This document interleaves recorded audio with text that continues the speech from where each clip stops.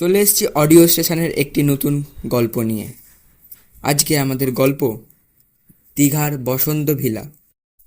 অরিজিতের চরিত্রে আয়ুষ্মান, সুকান্তর চরিত্রে প্রিয়ম, সৌম্যদীপের চরিত্রে দেবোত্তম এবং গৌরবের চরিত্রে আদিত্য। গল্পের সূত্রধার এবং গল্প পাঠে আমি আয়ুষ্মান। তো শুরু হচ্ছে আজকের কাহিনী, দীঘার বসন্ত ভিলা। ঘটনাটা 5 মাস আগেকার। আমি, সুকান্ত, সৌম্যদীপ আর গৌরব ঠিক করলাম দীঘা যাওয়ার। তাই 7ই মে আমরা বেরিয়ে পড়লাম দীঘার উদ্দেশ্যে। আমরা 4জনই ট্রেনের রিজার্ভ সিট পেয়ে গেছিলাম, তাই বেশ আরাম করেই যাত্রাটা কাটাতে পারবো। ট্রেনে উঠলাম, গল্প করতে করতে যেতে যেতে সুকান্ত বলে উঠলো, হোটেলের ব্যবস্থা কি করেছিস কেউ? এই শুনে সৌম্যদীপ বলল, সে হোটেলের ব্যবস্থা ওখানে গিয়েই করা যাবে। কিন্তু গৌরব ছিল একটু নেগেটিভ টাইপের। সে বলল, যদি কোনো হোটেল খালি না পাই তাহলে? আমরা ওর কথা শুনে একটু বিরক্তই হলাম। সৌম্যদীপ হঠাৎ দেখি মজা করে উঠে বলল, হোটেল না পেলে সারা সমুদ্রের ধারে রাত কাটিয়ে দেবো। সে যাই হোক, 2-3 দিন একটু আনন্দ করেই কাটাবো। কিন্তু সত্যিই কি আনন্দ করে দিন কাটবে?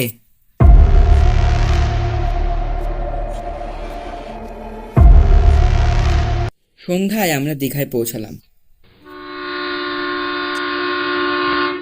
দীঘায় নেমে আমরা স্টেশন দিয়ে হাঁটতে হাঁটতে অটো স্ট্যান্ডের দিকে গেলাম।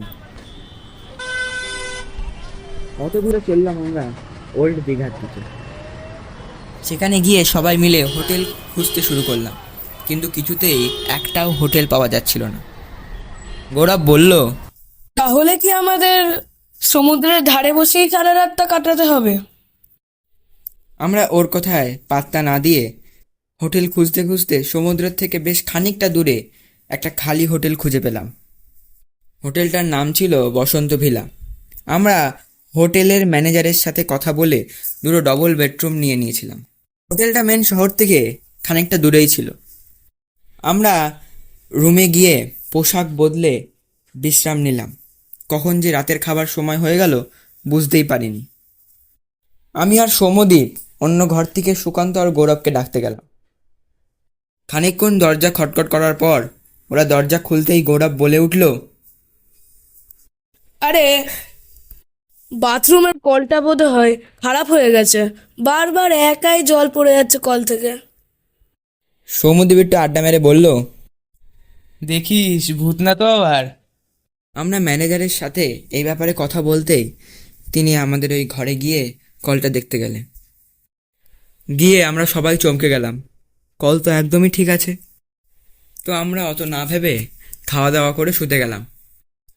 রাত্রিবেলা সবাই ঘুমিয়ে যাবার পর হঠাৎ করে ওই কলটা আবার নিজে নিজে চলে উঠল।